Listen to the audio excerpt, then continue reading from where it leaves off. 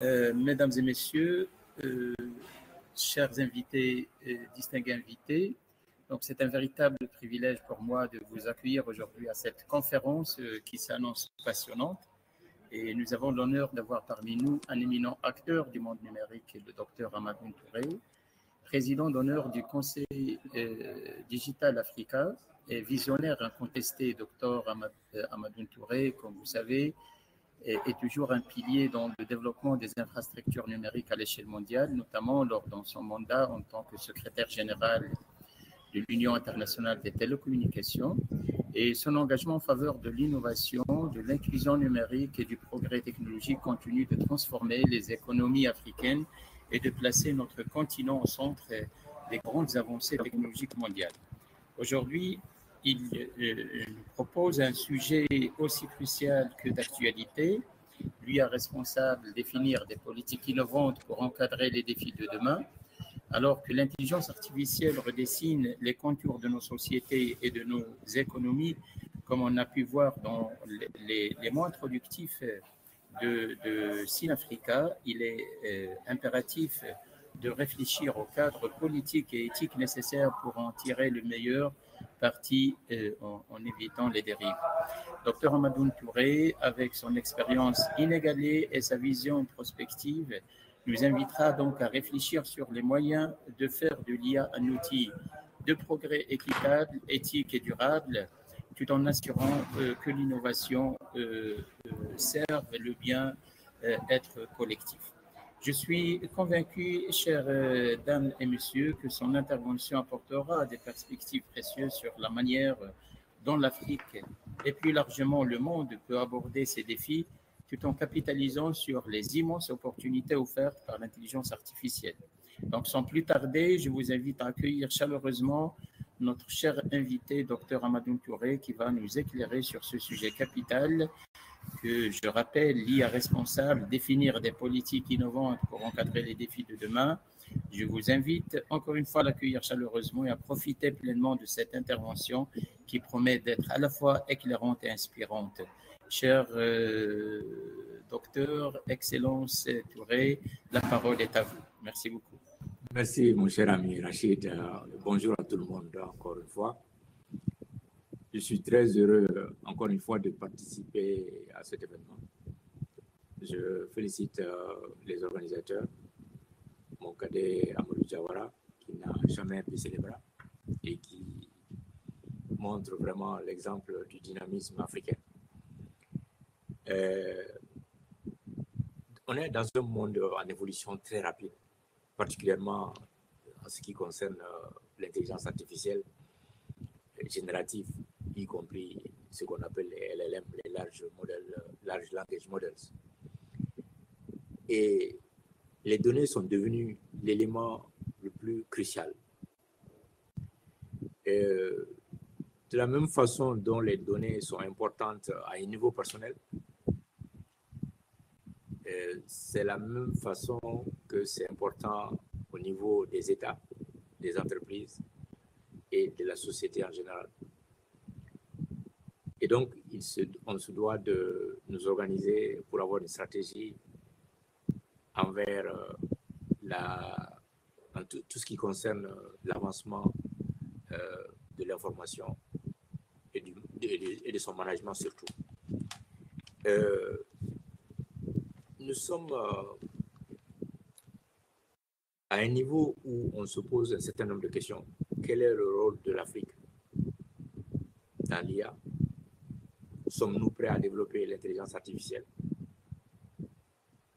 Vous savez, il faut qu'on se dise une chose, c'est que si vous êtes dans un véhicule en mouvement, comme on l'est actuellement, un mouvement très rapide, eh bien, si vous n'êtes pas au volant, c'est que c'est quelqu'un d'autre qui vous dirige. Et vous n'avez pas le contrôle. C'est de la même façon, un nouvel ordre mondial est en train de se dessiner aujourd'hui. Et c'est comme une salle de dîner. Soit vous êtes assis à table, soit vous êtes sur le menu. L'Afrique a longtemps été sur le menu. Et l'IA nous donne une opportunité unique, mais ne nous attendons pas à ce qu'on nous donne le rôle de leader là-dedans si on ne le prend pas nous-mêmes. Et c'est pourquoi il faudrait centrer tout développement de l'intelligence artificielle sur des sujets concrets de notre société qui nous permettront de nous développer. Je veux parler des domaines centraux tels que la santé, l'urbanisation, la création d'emplois, l'entrepreneuriat et l'enseignement. Dans le domaine de la santé, du diagnostic au traitement et l'analyse des données, la documentation administrative, la recherche et les simulations, les tests, le partage de l'information. Dans le domaine aussi crucial comme l'urbanisation, dans une période de catastrophe que nous vivons aujourd'hui, où il y a des inondations dans la plupart de nos pays, la gestion du flux des populations, la gestion des catastrophes, la circulation, la sécurité, par la reconnaissance faciale et beaucoup d'autres moyens, la gestion énergétique, qui est centrale pour le développement économique de tout pays. Et les transports autonomes. Évidemment, nous sommes dans une zone où nous ne pouvons pas aller directement à certains secteurs qui vont créer encore du chômage. Par exemple, des voitures autonomes créeront un certain impact dans la société parce qu'il y a certains qui perdront leur emploi. Mais il faudrait que nous soyons prêts pour tout parce que dans chaque secteur, nous devons augmenter la productivité et l'intelligence artificielle est là pour ça. L'enseignement et la recherche pour le développement. La recherche et le développement. Dans l'enseignement, je l'ai dit brièvement dans mon introduction liminaire, que la plupart des grandes universités de recherche se trouvent aux États-Unis, en Europe, en Chine, en Inde, en Russie et l'Iran qui est le dernier venant. Et l'Afrique doit mettre un impact sérieux, avoir un accent sérieux sur la formation, sur l'éducation à tous les niveaux et l'introduction de certaines matières scientifiques dans le curriculum de formation qui nous permettrait de pouvoir développer les STEM afin que l'Afrique puisse contribuer au développement de l'intelligence artificielle comme il se doit. Pour cela, il est important de participer activement dans les organisations de standards qui font les normes, les organisations de normalisation et qui travaillent sur l'interopérabilité aussi. Parce que nous allons nous retrouver avec un très grand nombre d'outils, mais qui ne seront pas interopérables. L'interopérabilité et la normalisation permettent une production en masse et une utilisation beaucoup plus grande de ces produits. Et c'est ce qu'on a vu dans le domaine des technologies de l'information et de la communication, dans le domaine des télécommunications surtout. C'est grâce aux normes que nous avons eu ce développement fulgurant qui s'est passé au courant des 3 dernières décennies. Et donc la formation aussi doit se faire à tous les niveaux, que ce soit les développeurs, les régulateurs, les utilisateurs, tous doivent être formés afin que nous puissions avoir une utilisation efficace de ces outils-là. Je finirai par mettre un accent particulier sur le côté éthique dont on va parler pendant cette conférence-là. L'IA responsable est une obligation. Les Nations Unies viennent de faire l'année dernière, en fin d'année, en début d'année, cette année, en fait, 2024, faire une grande conférence où ils ont fait une déclaration sur l'utilisation responsable de l'intelligence artificielle. La Fédération mondiale des scientifiques, dont je suis membre aussi, vient de faire un appel au mois d'août seulement pendant notre congrès annuel à Héritier en Italie, à côté de Palerme, où on se réunit chaque année pendant une semaine avec tous les scientifiques du monde entier. Et l'intelligence artificielle a pris ces dernières années une importance particulière et le côté éthique est en tout cas très très souligné et on se doit de faire très attention pour que certaines lignes rouges ne soient pas dépassées dans l'éthique. Nous savons que ces lignes rouges peuvent être dépassées très rapidement dans le domaine de la médecine, dans certains types de recherches qui ne correspondent pas à l'éthique. Et aussi, il faudrait éviter que ce soit utilisé pour développer de nouvelles armes destructives. Et donc, voilà un certain nombre d'aspects que je voudrais souligner ici. Mais j'espère compter sur vous tous pendant les débats pour venir particulièrement sur tous les aspects concernant le développement des TIC dans le continent. Ce que nous devons faire afin d'avoir une politique qui nous permettrait de pouvoir amener tous les stakeholders, tous les acteurs dans le domaine. Et je me réjouis du fait que cette conférence-là a réuni beaucoup de jeunes entrepreneurs très dynamiques, pas si jeunes que cela. Jawara et Djadje Sankaré sont mes cadets, mais bon, ils sont beaucoup plus âgés que la plupart parmi vous et ils donnent le bon exemple. Et c'est à travers l'entrepreneuriat qu'on peut vraiment développer tous ces outils-là. La preuve, comme je l'avais dit dans l'introduction, les 10 premières compagnies, sur les 10 premières compagnies sur la bourse mondiale, évidemment, qui ont dépassé les milliers de milliards de dollars, eh bien, 9 sont des sociétés sur l'intelligence artificielle. Il n'y a que Saudi Aramco, qui est une société pétrolière, qui n'est pas utilisatrice de l'intelligence artificielle. Sur ce, en tout cas, je souhaite de très bons débats pendant cette conférence-là et je serai avec vous pendant ces 2 jours-là. Je me réjouis de pouvoir apprendre aussi parce que, comme on le dit dans notre langue maternelle, le Bambara, dont le club d'Akaranso, on apprend tous les jours. L'oreille va à l'école tous les jours. C'est la traduction terre à terre. Mais en tout cas, encore une fois, je reviens sur mes mots introductifs où je vous disais que nous devons être à la table de dîner et non pas au menu. Et c'est à nous de faire le nécessaire pour que cela ne se passe plus.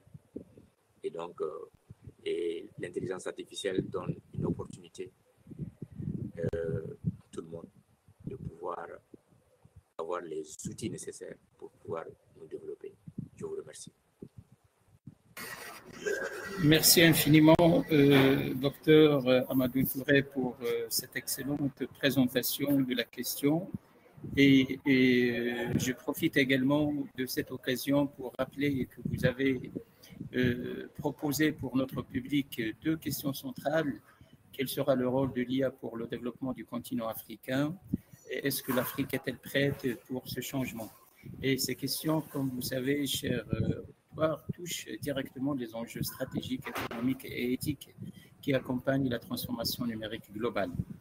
Et tout d'abord, Son Excellence Amadou Touré a insisté sur l'importance pour l'Afrique de ne pas rester en marge de cette révolution technologique. Il a utilisé une métaphore frappante, soulignant que l'Afrique doit être à la table des discussions mondiales sur l'IA et non sur le menu, comme cela a souvent été le cas par le passé. Et autrement dit, le continent ne peut plus se contenter je dirais, de consommer les technologies développées ailleurs. Il doit jouer un rôle actif et décisif dans la conception de leur gouvernance. Et dans cette perspective, participer activement aux chantiers mondiaux de l'IA est indispensable.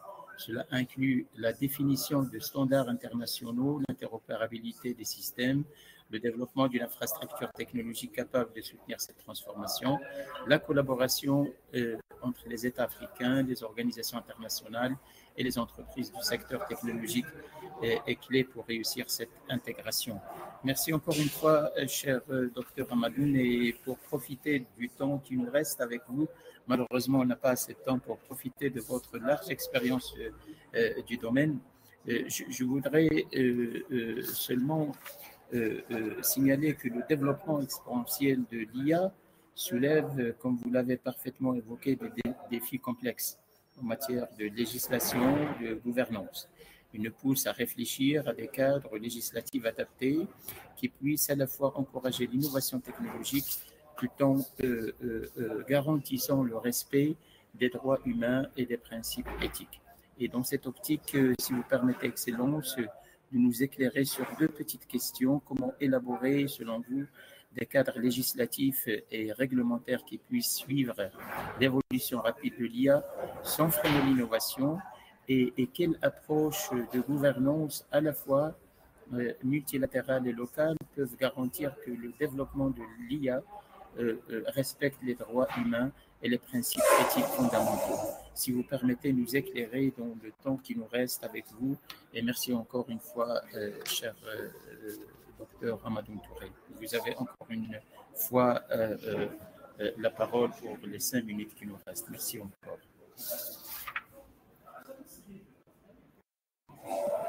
Oui, merci encore une fois, Rachid. C'est très important, les questions que vous venez de poser. En fait, il s'agit d'amener, comme toute réglementation, il faudrait faire une réglementation qui fera des garde-fous pour éviter les débordements. Et parce que, voyez-vous, nous sommes dans un domaine où les machines sont capables d'augmenter l'intelligence de manière autonome. Dans tel cas, il peut y avoir un emballement. Donc, il faudrait s'assurer qu'on a suffisamment de garde-fous, mais au niveau des régulateurs. Ces garde-fous ne doivent pas aussi être un frein au développement et à l'innovation. Et donc, et c'est pourquoi il faudrait s'assurer qu'on met des politiques qui ont un impact sur l'économie directement, qui peuvent intéresser la population. C'est pourquoi je dirais qu'il faudrait commencer par la réglementation dans certains domaines clés, tels que la santé, tels que l'éducation et le domaine de gestion de la sécurité, de l'urbanisation, par exemple. Voilà 3 domaines où on peut commencer par réglementer tout en allant progressivement. Parce que, voyez-vous, la technologie est toujours en avance sur la réglementation en réalité.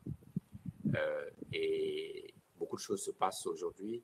C'est après que ça a été publié, c'est dans le domaine de l'Internet, c'est toujours comme ça. Après que c'est publié, après que ça fonctionne, qu'on se rend compte des dérives potentielles. Donc, il faudrait vraiment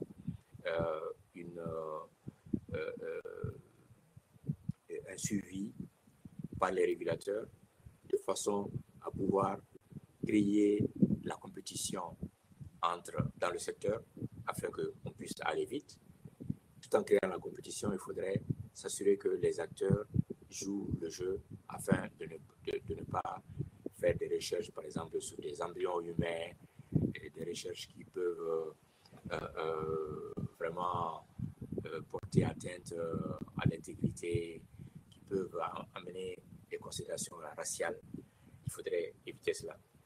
Et donc, les recherches, tous les freins qui se font aujourd'hui, nous avons vu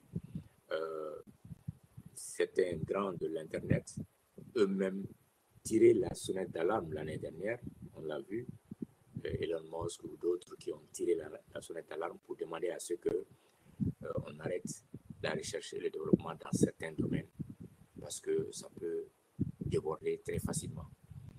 Et le côté sécurité aussi est un élément très important.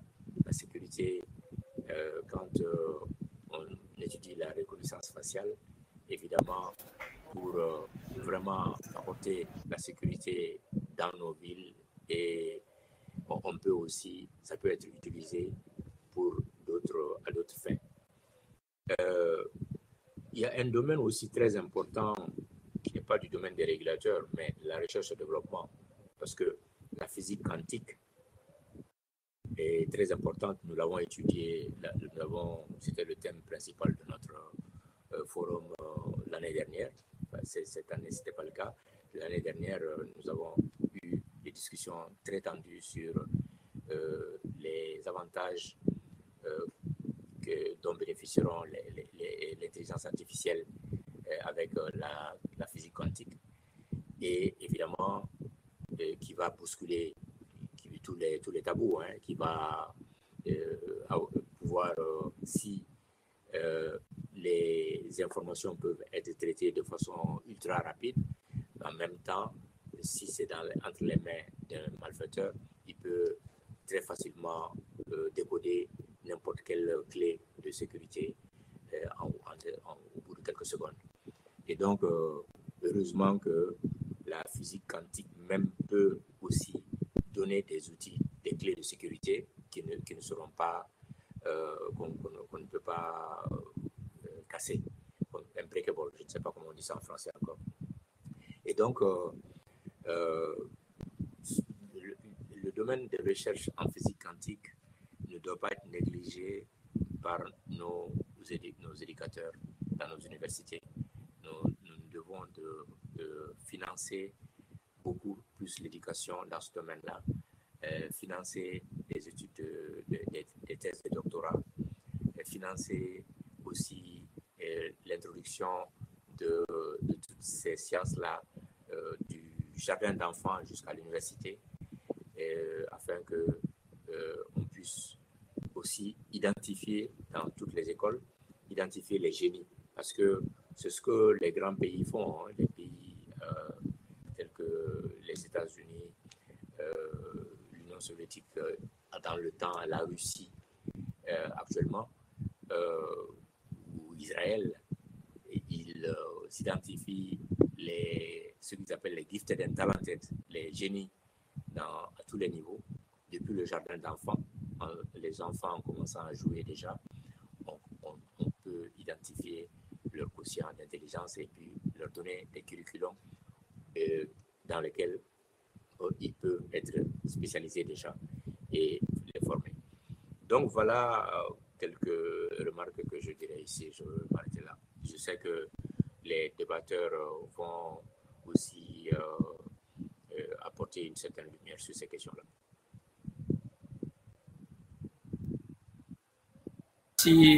Merci infiniment, cher docteur Ramadoun Touré. Et mesdames et messieurs, alors que nous arrivons au terme de cette conférence d'ouverture, je voudrais d'abord remercier chaleureusement Dr Ramadoun Touré, président d'honneur du Cluster Digital Africa, pour sa présentation éclairante sur le thème de l'IA responsable, définir des politiques innovantes pour encadrer les défis de demain. Sa vision et son expertise nous ont permis ensemble d'appréhender de manière profonde les enjeux critiques auxquels nous faisons face, tant au niveau de la gouvernance de l'IA que des défis éthiques qui lui sont associés. Cette conférence enrichissante a mis en lumière des questions essentielles, notamment la manière dont les politiques publiques peuvent encadrer une intelligence artificielle responsable sans freiner l'innovation, et comment cette technologie peut jouer un rôle clé dans la lutte contre les inégalités, la préservation de notre environnement. Docteur Amadou Touré a également souligné l'importance de la recherche et développement pour une régulation éthique et d'une transparence accrue pour surmonter les biais algorithmiques et garantir la sécurité des données. Et son intervention nous rappelle que l'avenir de l'intelligence artificielle repose sur notre capacité collective à créer des solutions inclusives, responsables et centrées sur l'humain. Encore une fois, cher Amadou Touré, merci infiniment pour cette conférence d'ouverture.